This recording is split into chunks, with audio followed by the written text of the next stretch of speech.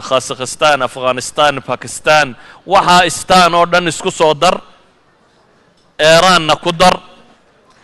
intaas bay ka talin jireen dawla al-khawaarzimiya waa dawlad gudaheeda makaa'id badan iyo isa suldaar badan uu ka jiray dawla al-cabaasiya colaad badan la gashay salaajaqadii ruumin badan la dagaalantay salaajaqadii yani atraakta asalkooda ay muslimiinta ahaa suuradan kooban waxaan rabaa inaan idinka tusiyo sidii uu ekaa caalamul islaamigu waxaa jirtay India waxa ka talin jiray iyana dawlad islaamiya al-Ghawriyiin la odhan jiray Faris qayb ka midi waa Persia qayb ka midi dawla al-Khawaarzimiya bay hoos tagi jirtay daal yaroo sokana waxa ka talin jiray niman la odhan jiray Ismaaciiliya waa firqo shiicada sheegata culamo badanina gaalaysiiso waa firqo waagaa hore madaxnimada aad u jeclayd oo aad u ilaashan jirtay dagaalyahan ahayd dhalinyaradeeda si xoogan u tababari jirtay ku caanbaxday iqtiyaalaadka caalamul islaami madaxda la laynayo waxa la laynayo iyaga khaarijin jiray farsamadaas iyaga farsamo yaqaan ku ahaa oo iyaga la kala adeegsan jiray inay waxaas isticmaalaan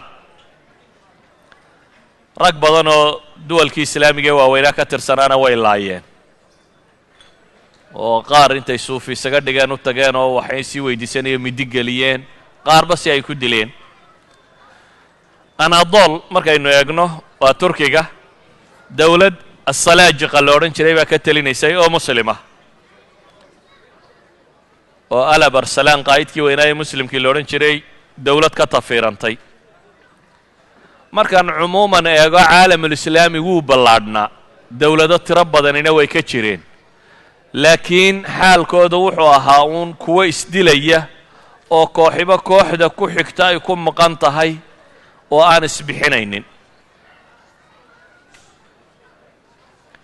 xooggii labaad ee dunida ka jiray wuxuu ahaa xooggii reer Yurub gaar ahaan afartan dawladood ee imikaba caanka ah faransiiska ingiriiska talyaaniga iyo jarmalka afartaasaa hogaaminayay Yurub laba dawladood oo Spain iyo Portugiiska oo markaa iyana jabiyay muslimiinta iyo xoogan baa markaa iyana jiray marka la eego caalamul islaami qaybtiisa waqooyi imaarado yaryar oo dhul ay qabsadeen kristanku crusadeski oo dawlado yaryar oo kristana ka jiray sida Beirut ama Sida ama Akka ama Antakiya kuwaasoo dhan waxay ahayd dawlado yaryar oo iyana masiixiyiina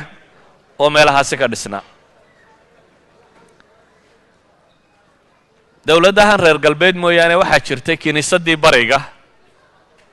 oo markaasi deganayd dawla al-Byzantiya la odhan jiray Romanski Byzantiyiinta la odhan jiray oo kiniisadan Russia iyo Greek iyo dhankani haystaan ahaan jirtay oo markaa magaaladan Istanbul la yiraahdo haysatay oo halkaasi fadhiisinkeeda wahaa waxaa kaloo jiray dawlado yaryar oo iyana waxoogaa laaleeg oo maalan dawlat al-Kurj kurjigu waa Georgia meesha nimka la yiraahdo ama se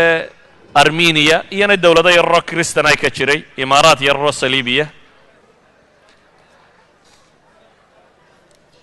intaasi waxay ahayd caalamkii labadii xoog ee isku hayay sidii ay u yaaleen mar qura ayaa waxaa soo baxay dawlad cusub oo taariikhdii dunida bedeshay oo xoogagii dunida bedeshay oo muddo yar iyadu ku noqotay ad-dawla al-kubra ama aan idhaahdo al-qutb al-waxiid dawladda qura dunida ka jirta cid kale oo jirta aanay aqbalin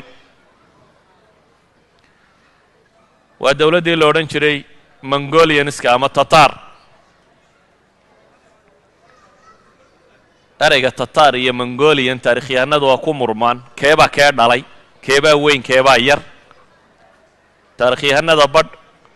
مثلا رشيد الدين الوزير كتاب كيسي لو رجل جامع التواريخ يساقو حقبا تتاركو إنا يهين شعبة من المقول منغوليا نسكا الرسمي قال تتاركو وقبيل كم يدبو قبا مركا هل كان راغب السرجاني يو تاريخي هنبا دارنا عكس قولي قيان oo ay ka dhigayaan mogoolku inuu asalka yahay tataarka iyo tarkiga iyo waxa kan qabaa'il badan oo kale inay markaa ka tirsan yihiin calaa kullin labadan qabiil iyagaaba markii hore isdilay tataarka iyo mongolianisku iyagaa isdilay dowladnimay isku haysteen akhiiran waxa u soo baxay nin boqoroo cusub oo la yidhaahdo jinkis khan boqorkaa cusub ee magacaa la baxay magacaa qaar waxay ku tarjumaan waa naanays waa sidii kaysar iyo magaca noocaasi oo kalea waxay ku tarjumaanba kuwa wax tarjumaa waa qaahiru dunya iyo amiir alcaalam iyo wax la nooca dunida ninkii ugu sarreeyey isaga magaciisa rasmigaa timojin baa la odhan jiray timojin ninkan la yidhaahdo wuxuu ahaa marka la eego nin qaa'idah oo halyeeya oo ciidan hoggaamiya wuxuu kaloo ahaa baa la yidhahdaa abaabulo bulsheed nin dadka kicin kara oo dad badani ku xidhnaan karaan wuxuu kaloo ahaa manaxe aan digigaxan haddii la madhanayo mongolia maalan markuu qabsanayey qabaa'ilku markay isdilayeen dagaalladu galay reer buu intuu jebiyey ayuu wuxuu yidhi madaxda qabta wixii madaxoo dhan inta la soo qabtay 70 ka mida nolosha igu kariya buu yidhi iyagoo nool baa la kariyey yacni ninka madaxdee sidaa u fakaraya buu ahaa waa mongolia gudaheeda markuu qabaa'ilku isdilayeen uu boqortooyadan u qabsan doono intuu qabtay buu 70 ka mida yidhi ha la kariyo iyagoo nool dheriga ha lagu rido ha karsamaan wuxuu ahaa nin dagaalyahana qaa'ida oo dad hoggaamin karo ururin kara manaxa aan digigaxan ah oo agtiisa naxariisoolina timojin agoonnimuu ku koray bay yidhaahdaan isagoo yar baabihii la dilay reerahooda labay hoofsaday mar dambuu soo lufluftay waxa kan akhiiran boqorkaasuu dhoqday timojin wuxuu isku dayey inuu boqortooyo fiican samaysto wuxuu ku guulaystay markaa inuu qabsado waddankii mongolia la yidhaahdo dabeetana boqortooyadii chinesku ku durkay boqorradii chinesku iyana jebiyey china oo dhan buu qabsaday bari buu u socday ilaa kuuriyuu tegey inta ka dhexle kor buu u socday ilaa siberiyuu qabsaday siberiya ilaa kuuriya dowla alkhawaarzimiya dhinaceeda ilaa iyo china dhinaciisa dambe dowlad weyn oo intaa leeg buu samaystay oo aad u ballaadhan dowladdiisaas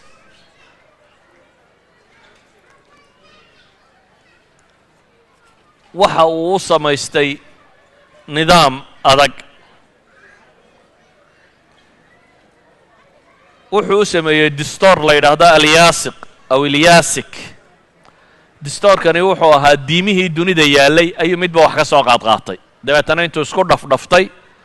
ayuu dhaqankoodii iyo hiddahoodiina wax ka mida ku dhaftay waa sidan dasaatiirtan iminka dunida taalloo kale diimaha iyo wax inta isku qasqasto wax dhisata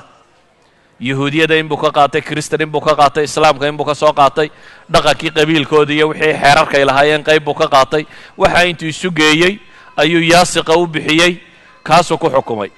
nidaam adagoo saarim ah maamul aad u adagoo idaariya buu waddanka u sameeyey wuxuu ku caanbaxay waxay yidhaahdaan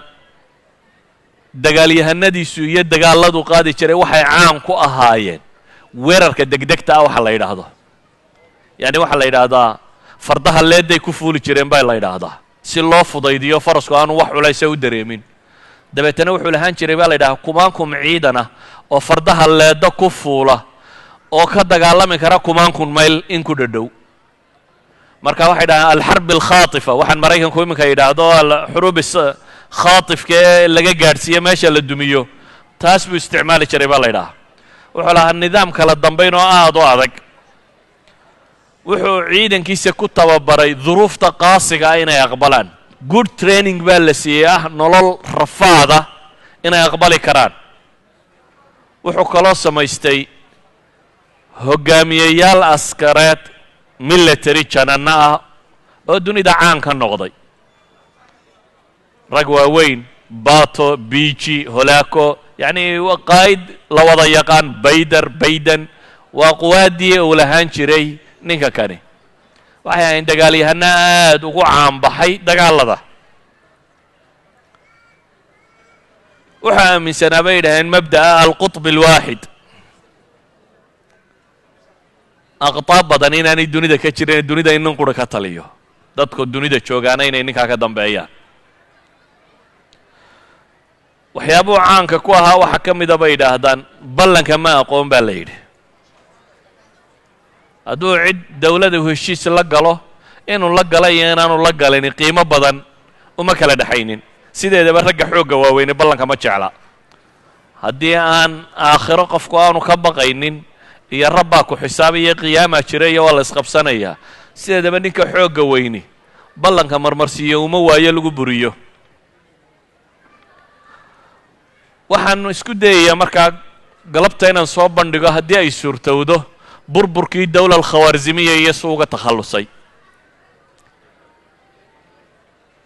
xagguu ku socday filosofigiisu muxuu ahaa ma khilaafada cabaasiyiintu marka hore ku socday sidaa waa la sheegaa laakiin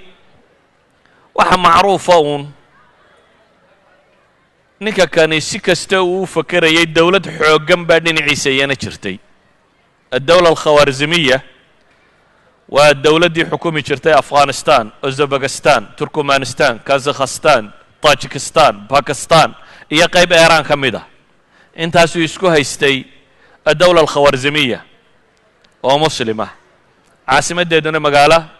orjanda la yidhaahdo orjanda turkmanistan bay ku taallay caasimad ayay halkaa u ahayd labada waddan waxaa ka dhexeeyey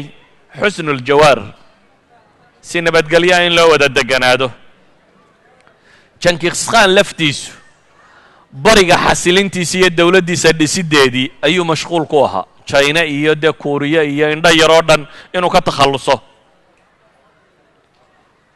laakiin wakhtiyada ka mida unbaa waxaa dhacay waxaan laba filaynin isna marmarsiiyo u noqday waxaa dhacay dawla alkhawaarzimiya magaalo otrar la yidhaahdo oo bariga ku taalla xagga china u dhow ninkii xaakimka haystay labada dawladood maadaama heshiiskani uu jiray tujaarada ayaa si fiican ugu kala socotay baac mushtarkaa mari jiray xaakimkaasaa wuxuu qabtay tujaar mongolianisa tujaar maguulkii ka mid ah ama tataarkii ka mid ah dabeetana tujaartii oo dhan buu laayey waa ballanfuryo sida u taalla taarikh yahanadu sababo badan bay sheegaan qaar baa idhaha jawaasiis bay hayaan qaar baa idhaha maye isagaaba cid hoosta ka laysa u soo diray waxaasi waa iska mala awaallo qaar baa idhaahdaa radin baa jirtay oo marka hore iyagu wax boobeen dabeetana waa loogu abaalguday waxaasoo dhan waa wax iska qaldan bale waxaan odhan karnaa waxay khilaafsantayba xadiidkii nebigu abu daawuud xadiidkii warinaya sheekh alalbani xasan ku tilmaamayo ee uu nebigu yidhi calayhi salaatu wasalaam dacu lxabasha maa wadacuukum watruku tarka maa tarakuukum waa xadiid xasan oo nebiga ka sugan nebigu wuxuu yidhi calayhi salaatu wasalaam war xabashida iska daaya inta idin daynayso xabashidu inta ay idin dayso idinna iska daaya waxaa kale uu nebigu xadiidkaasi ku tilmaamay dadka tarkiga la ydhaha ama turkiga la ydhaahdaa turkigu waa qabaa'ilkan bariga o dhami ciddii ay ka soo jeedeen markaas ma aha atractan oo qura atractan ee asalkii iyana xaggaasay ka yimaadeen taarikhyahanadu waxay dhahaan kuwan oo dhami tarkigaasay ku jiraan watruku tarka maa tarakuukum ma dhicin jinkis khaan waraaq buu soo diray uu boqortooyadii khawaarzim maxamed ibnu lkhawaarzim shaah ninkii la odhan jiray madaxda ka ahaa uu soo diray